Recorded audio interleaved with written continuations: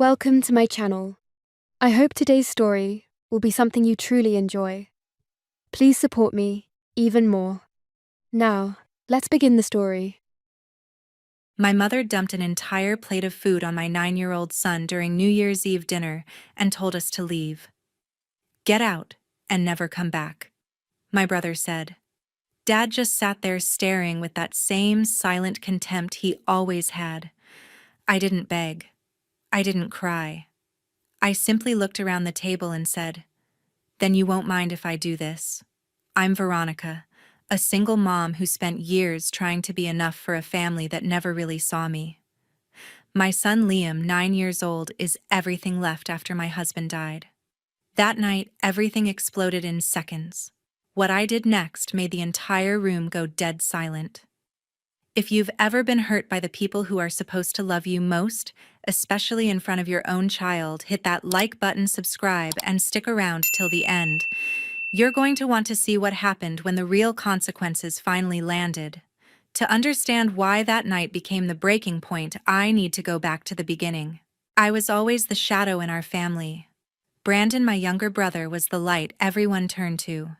On his 10th birthday, the living room overflowed with balloons, a towering 3-tier cake, and stacks of brightly wrapped gifts: new sneakers, a video game console, even a shiny new bicycle. Relatives gathered around, laughing and applauding as he ripped open each package. I stood quietly in the corner, holding a large trash bag, waiting to collect the scattered wrapping paper, while everyone hugged him and snapped photos.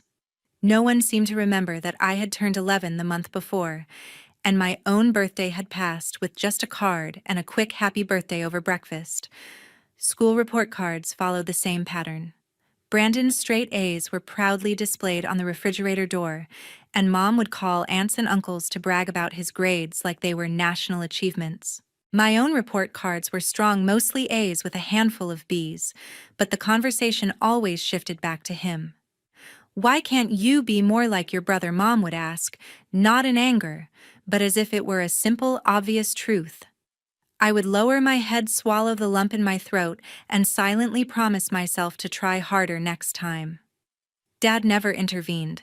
Whenever I tried to speak up about feeling invisible, about the endless comparisons, he would let out a long, heavy sigh, glance at the floor, and change the subject. His silence wasn't mean. It was worse. It was permission. It told me my feelings weren't important enough to disturb the peace. I grew up learning to stay quiet to be loved. Years passed. I moved out, went to college, found a steady job. Then I met Michael. He was calm, thoughtful, the kind of man who listened without immediately trying to solve everything. We married in a small ceremony my parents attended, smiled for the photos, but the real warmth was between us. Michael worked in logistics, putting in long hours but earning solid pay. We bought a modest house, welcomed Liam into the world, and built a quiet, stable life together. Even after leaving home, the financial support continued. Every month, without exception, I transferred $200 to $500 to my parents' account. Sometimes it covered a car repair, sometimes a utility bill, sometimes it just eased the pressure of unexpected expenses. I never told anyone. I didn't post about it on social media, didn't ask for recognition. I told myself this was simply what family did. They never thanked me, not in a way that felt genuine. Mom would mention it casually, as if, "We got that check again," like it was something automatic. Brandon would joke that I was the family ATM. Lisa, his wife, would smile and nod along. Dad would deposit the money without a word. I kept sending it anyway. It was easier than confrontation, easier than admitting the painful truth that I was still auditioning for a role I would never truly earn. Then one Tuesday afternoon, everything stopped. I was at work when the phone rang. A police officer, calm but careful with his words. Michael had been in a car accident on the highway. A truck driver had fallen asleep at the wheel, crossed the center line, and hit him head-on. He didn't survive long enough to reach the hospital. The world went strangely quiet after that. I remember sitting on the kitchen floor, phone still pressed to my ear, Liam playing in the next room, completely unaware. I didn't cry right away. I just stared at the wall, trying to comprehend how an ordinary morning could end this way. The funeral was small and subdued. My parents came. Mom gave me a brief hug and said she was sorry. Dad stood toward the back, hands in his pockets. Brandon and Lisa sent flowers. No one stayed long. After the funeral, grief slowly gave way to the harsh pull of reality. The days turned into weeks of endless paperwork, phone calls, and waiting. The insurance company moved at a glacial pace, citing the need for further investigation into the accident details. I spent hours on hold sending emails to adjusters, gathering police reports, medical records, and employment history I barely remembered compiling. Each delay felt like another small wound. I couldn't carry the weight alone anymore, so I hired a claims specialist, a calm woman named Ellen, who knew exactly which forms to push and which questions to ask. She handled the back and forth, the follow-ups, the negotiations. I just signed where she told me to and tried to keep breathing. Then one ordinary morning, the funds cleared. $3 million appeared in the account. The number stared back at me from the screen, cold and final. I sat at the kitchen table with my coffee gone cold, Liam still asleep in his room. No rush of joy came. No sense of victory. Just the heavy realization that life had shifted in a way I couldn't undo. That night, after Liam was in bed, I opened the banking app again. I stared at the balance for a long time. I thought about all the years I had quietly sent money, small amounts that added up to years of silent support. I thought about how those transfers were accepted without question, how they became expected rather than appreciated. I thought about the way conversations shifted when the money slowed, how the tone changed from casual to careful. I asked myself the question that had been circling for weeks. If I don't give them this chance, will I carry the guilt forever? The thought sat heavy in my chest. I had spent so much of my life trying to prove I belonged, trying to earn a place at the table. But this time was different. This time, I wasn't doing it for them. I was doing it for Liam. I didn't want him growing up in a family where love had to be purchased with money. I wanted to believe just once that they could see me as more than a burden, as someone who could give without being reminded of what I lacked. So I made the decision. I would use $600,000 to help them. The largest portion would go to Mom and Dad, enough to pay off the mortgage completely and clear the credit card debt that had accumulated over the years. The remaining amount would go to Brandon, a solid foundation for the business he had talked about starting for so long. I told myself this could be the moment everything changed. Maybe this would show them I wasn't just the one who needed help. I was the one who could offer it freely. I opened the banking app and began setting up the transfers. I created 3 separate pending transactions, each labeled clearly: one for my parents' mortgage payoff, one for their remaining debts, and one for Brandon's startup capital. I didn't rush. I double-checked the amounts, the account numbers, the memos. Everything had to be precise. I didn't tell anyone. Not yet. I wanted it to be a surprise, something I could reveal during New Year's Eve dinner. I imagined the moment, the table quiet, the countdown to midnight playing softly in the background, me explaining calmly that this was my way of saying we could start fresh. I pictured Mom's expression softening, Dad giving a small nod of acknowledgement, Brandon looking at me with something close to respect. I let myself hold on to that image, fragile as it was. I saved the transactions as pending.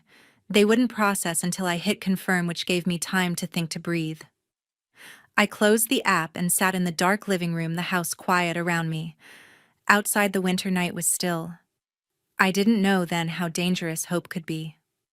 New Year's Eve arrived, and I walked into that house with the last fragile thread of hope I had left. The dining room glowed with warm light from strings of white bulbs draped across the windows. The TV in the living room played the pre-countdown show, commentators laughing about the ball drop in Times Square. The long table was covered with Mom's best white tablecloth, set with her good china silverware and platters of roast beef, creamy mashed potatoes. Green beans, almondine, fresh rolls still warm from the oven, and a bowl of cranberry sauce. Candles flickered in the center, casting soft shadows. The room smelled like pine from the small tree in the corner, and the food Mom had spent all day preparing. Everyone was there, Mom moving between the kitchen and table adjusting plates. Dad seated at the head, Brandon and Lisa on one side, Liam and I on the other. Laughter drifted through the air, glasses clinking as people toasted to the year ahead. For the first few minutes it felt almost normal. Liam sat beside me, eyes bright at the decorations, quietly taking small bites of his roll. I smiled at him, squeezed his hand under the table. The conversation flowed lightly at first: work updates, neighborhood news, the weather. Mom passed the potatoes with a smile. Brandon told a joke about the football game earlier that day. Lisa complimented the food. I let myself relax a fraction, thinking perhaps tonight could be different, that the small gestures of kindness might mean something. Then the comments began, subtle at first, the way they always were. Mom looked across the table at me, her smile thin. "Veronica, you look tired. Still adjusting, I suppose. Being a widow is hard." The word widow landed like a quiet slap. I nodded, kept my voice steady. "I'm managing." She tilted her head slightly. "You always say that. But you know life goes on. You have to get your act together for Liam's sake." Brandon chuckled, leaning back in his chair, fork in hand. "Yeah, sis, you've been in that phase for a while now. Maybe it's time to move on."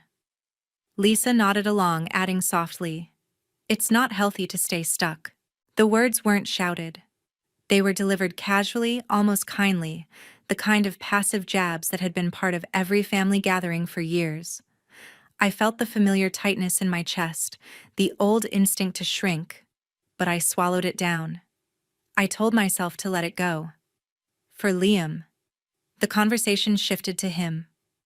Mom glanced at Liam, who was quietly cutting his meat. "He's so quiet. Doesn't talk much, does he? Not like Brandon's kids, they're always full of energy." Brandon laughed lightly. "Yeah, Liam's a little reserved. Needs to come out of his shell." Lisa smiled. "Kids pick up on things. Maybe he senses the tension." The air in the room thickened. I felt Liam shift beside me, his fork pausing mid-motion. I put my hand gently on his arm. "He's fine. He's just eating." But Mom wasn't finished. She leaned forward, eyes narrowing slightly. "You know, Veronica, if you were more like your brother, maybe things would be easier. Brandon has a plan, a future. You're still figuring it out." That was the moment everything shattered. Mom's face flushed red, her lips pressed into a tight line.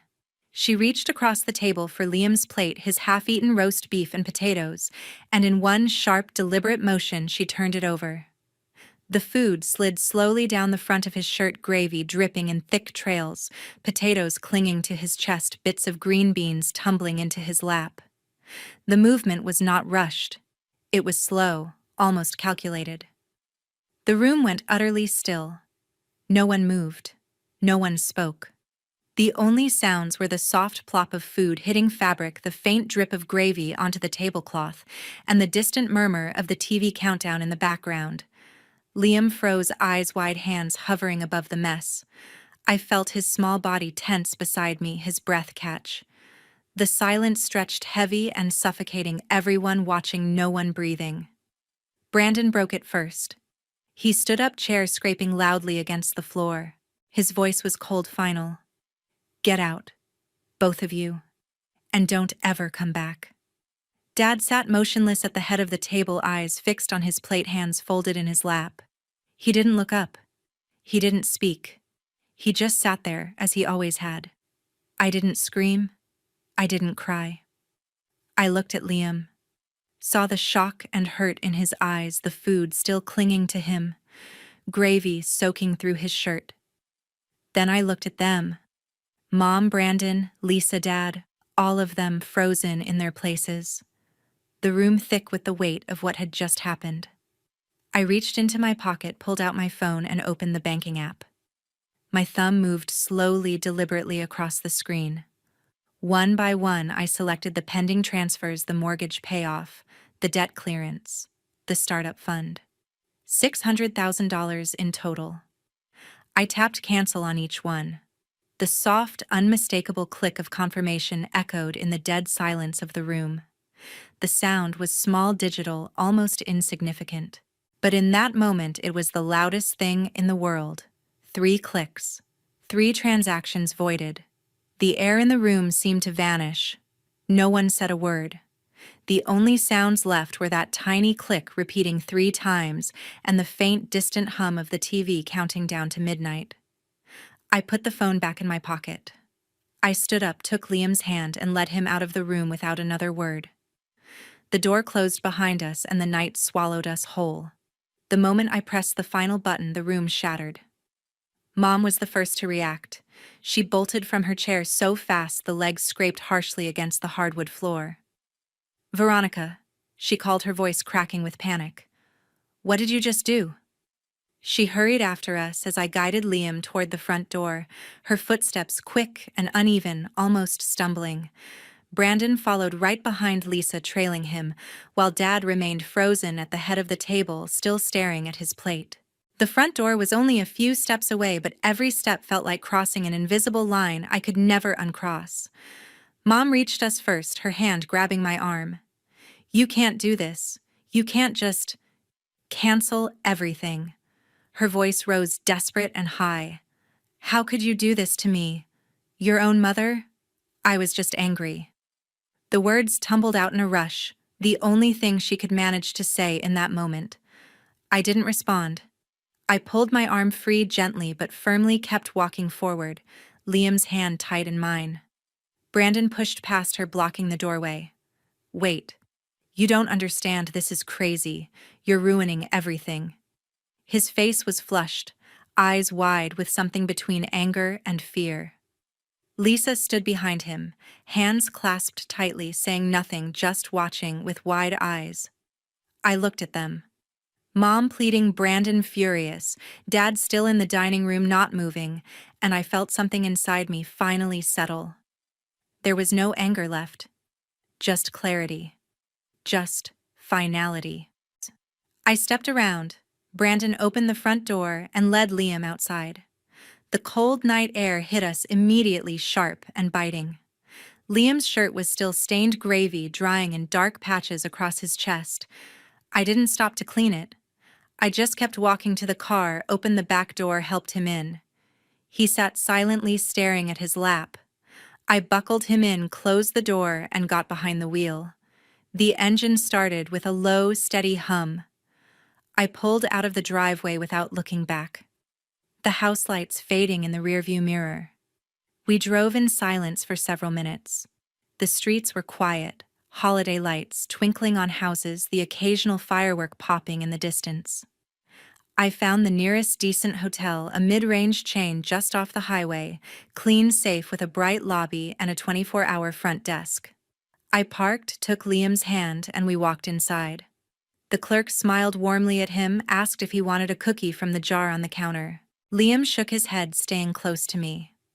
I checked us in, paid with my card, and took the key card to a room with 2 queen beds. Once inside, I turned on the light. The room was simple and clean. White walls, a small desk, a TV mounted on the wall. 2 beds with crisp white sheets. Liam stood in the middle of the room, still in his stained shirt, looking small and lost. I knelt in front of him, met his eyes. "Are you okay?" I asked softly. He looked at me, eyes big and uncertain. "Mom? Do they really not like me?" I took both his hands in mine. "No, sweetheart. It's not that you're not lovable. It's that they don't know how to love properly. And that's not your fault. Never your fault. I'm going to protect you from that always. Forever." He nodded slowly, then leaned into me. I wrapped my arms around him and held him tight. I could feel his small heartbeat against my chest, fast but steadying. I kissed the top of his head. "We're going to be okay.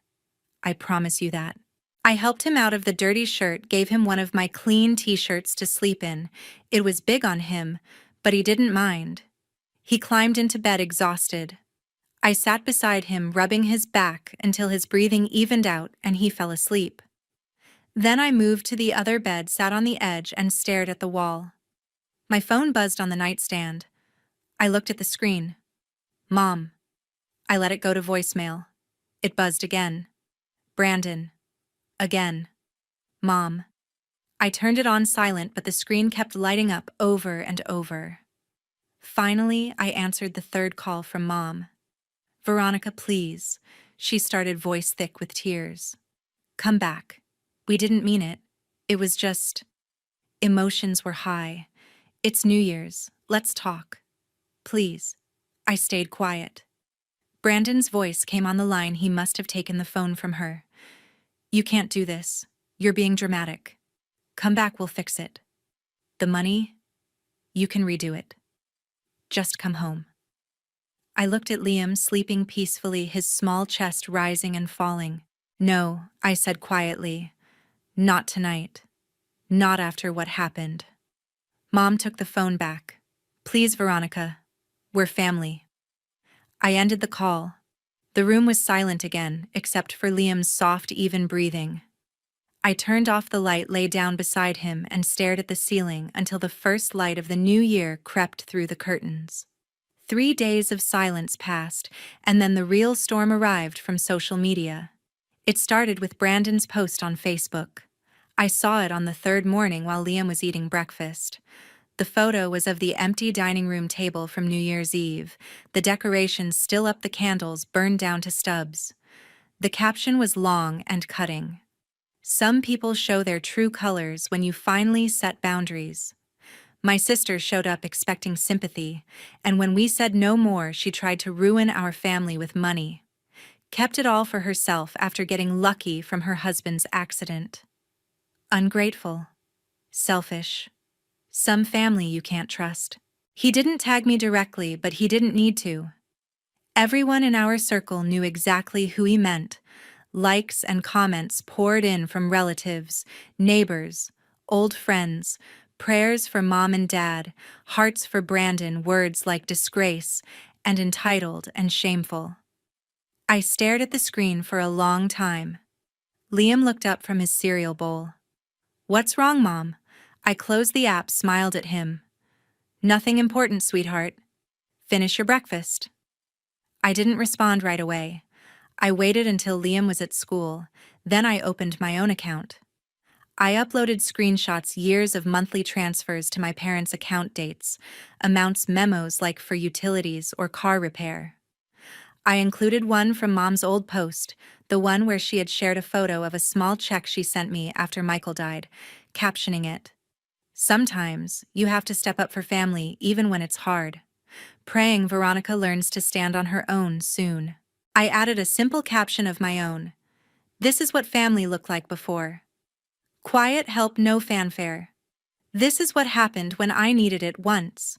And for the record, I didn't storm out. I left when I was told New Year's was better without me and my son. I hit post. Then I turned off notifications and went about my day, laundry, groceries, picking Liam up from school. I didn't check until evening. The backlash came fast. Within an hour, the comments on Brandon's post shifted. Wait, you were taking money from her every month? Why did you post about helping her like it was charity? So you kicked her out, and now you're mad. She won't give you more relatives. I hadn't spoken to in years. Started messaging me privately, some apologizing, some asking for my side. Brandon's post was edited twice, then deleted entirely. The photo disappeared. The comments vanished. The thread was gone. By evening, my phone was blowing up again. Texts from aunts, cousins, old friends. Mom called 3 times. I didn't answer. Then the doorbell rang. I looked through the peephole. Mom and Dad stood on the porch, Brandon and Lisa behind them. Mom held a bakery box, probably cake or cookies, some kind of peace offering. Dad looked tired, hands in his coat pockets. Brandon's face was tight, arms crossed. I didn't open the door. I stood there watching them. Mom knocked again, softer this time. "Veronica, honey, please." We just want to talk. Her voice trembled through the wood. Dad cleared his throat. We're sorry. Let us in. I stayed silent. Liam was in the living room coloring at the coffee table. He looked up. Who is it, Mom? I smiled at him. Just some people. Stay there. Okay. Brandon stepped forward. Come on, Veronica. This is ridiculous. We're family. Open the door. I looked at them through the glass. Mom with her hopeful eyes. Dad with his quiet regret. Brandon with his anger barely hidden. Lisa silent beside him. I thought about the years I spent trying to earn their love, the money I sent without asking for thanks, the way they accepted it all as their due. I thought about Liam, the way he looked at me in the hotel asking if they really didn't like him. I turned away from the door. I walked back to Liam, sat beside him on the couch, and watched him color. The doorbell rang again, softer, then stopped. Footsteps retreated down the porch steps. A car engine started. They drove away. I didn't open the door. I didn't call them back. That was the last time they came to my house. 10 months later, everything had changed completely. The house I grew up in was sold. A for sale sign went up in the front yard 3 months after that night, photos online showing the familiar living room staged with neutral furniture and fresh flowers. It sold for less than they owed underwater mortgage, the realtor explained in the listing notes. They moved to a small rental apartment in a complex across town, 2 bedrooms, linoleum floors, no yard, shared laundry in the basement. Mom took a part-time job at a local grocery store, stocking shelves in the evenings, her hands aching from years of not working. Dad picked up shifts driving for a rideshare app, late nights ferrying strangers, his back hurting more each day. They were in their late 60s, retirement age for most, but the debt didn't care. Credit cards maxed from years of living beyond means, medical bills piling up from stress-related doctor visits, no cushion left. Friends from church whispered about it. Times are tough, they'd say, but everyone knew the truth. They had relied on the monthly support for so long that when it stopped, the foundation cracked. Brandon's business dream fell apart. The startup he planned, a small coffee shop franchise, never got off the ground. Investors backed out when he couldn't show stable funding. The bank denied the loan without collateral. Lisa went back to full-time work at her office job, longer hours to cover rent and groceries. Brandon bounced between temp gigs, warehouse loading delivery, driving occasional construction help, nothing steady, nothing with benefits. They argued more from what I heard through mutual contacts. No more posts about family first or dream chases. Just silence on social media, occasional check-ins from old friends asking if they were okay. They sold the second car, downsized to 1 vehicle. The apartment was cramped, no room for guests. They stopped hosting holidays. I heard the details in bits through a cousin who messaged me once, an aunt who called to check in, a neighbor who mentioned it casually. They're struggling, she said. Really struggling. I listened, nodded on my end, but didn't offer help. The calls stopped after a while. No one blamed me openly anymore. The narrative had flipped quietly. People stopped asking why I wasn't there. They started asking why the family hadn't held on tighter. Meanwhile, my life steadied in ways I hadn't expected. With the settlement money, I put a down payment on a small house in a quiet suburb, 3 bedrooms, a fenced yard, nothing flashy but solid brick, and a roof that didn't leak. No mortgage hanging over us. The neighborhood was family-friendly, kids riding bikes after school, parks nearby with playgrounds. Liam had his own room now, walls painted blue, a desk for homework, a shelf for his books and models. I set up a college fund for him, invested conservatively in index funds and bonds, enough to cover tuition at a state school without loans.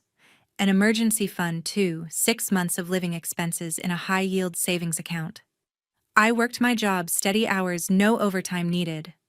We got a dog, a rescue lab mix named Max, who greeted Liam every day with wagging tail and sloppy kisses. Mornings were routine now. Liam to school, me to work evenings with homework and dinner. He laughed more, invited a friend over for video games. No questions about grandparents. No hesitation when I picked him up. The grief for Michael still came in waves. Anniversaries, quiet nights. But it wasn't tangled with fear anymore. We were safe. Secure. No one could take that away. The old house was full of people, but never safe. The new house was smaller but peaceful, filled only with real love. Liam started soccer. His first game, he scored a goal, ran to the sidelines, hugging me. "Did you see Mom?" "I did." I cheered louder than anyone. Friends from work came over for a barbecue, real friends, the kind who asked about us, not our drama. No blood ties required. They brought potato salad, and stories stayed late laughing on the patio. Liam played with their kids in the yard. Max chased a ball. It was simple. It was ours. I blocked their numbers months ago. No texts, no calls, no holidays. Liam asked once early on, "Will we see Grandma and Grandpa again?" I hugged him. "Only if they learn to treat you right. Until then, we have our family." He nodded, accepted it. Kids heal fast when they're protected. Through the grapevine, I learned more about their unraveling. Mom's health declined, stress-related, doctor said. High blood pressure, sleep issues, a prescription for anxiety she never filled. Dad's rideshare ratings dropped, complaints about grumpiness. He stopped driving at night. Brandon and Lisa, separated, briefly reconciled, but tension lingered. The coffee shop idea died completely, no loan approval without collateral. They rented a smaller place, sold the second car. Retirement vanished. Social Security wouldn't cover it all. They ate simple meals, cut subscriptions, canceled cable. The apartment smelled of cheap air freshener and regret. I didn't gloat. I didn't celebrate. But I didn't regret. What haunted them wasn't the money lost. It was knowing how close it had been. $600,000 right there, ready to change everything. One night erased it. They replayed it in conversations I heard. If only we'd waited. She was going to help. We pushed too far. The regret was heavier than any debt. The grief for the family I wanted lingered sometimes. Holidays alone felt empty at first. Birthdays without cards. But Liam's smile filled it. Friends became family. Safety over approval. Peace over performance. Protecting your child from a toxic family matters more than any acceptance from blood relatives. Real family respects boundaries, lifts you up, doesn't demand what isn't theirs. Blood doesn't guarantee loyalty. Loyalty earns its place. Love doesn't require payment. It doesn't punish. It doesn't withhold. We built something new, not perfect, but ours. Liam grew taller, laughed louder, slept soundly. Max barked at squirrels. The yard filled with summer evenings and fireflies. I didn't look back. Have you ever had to choose between your family's approval and your child's peace? Share below.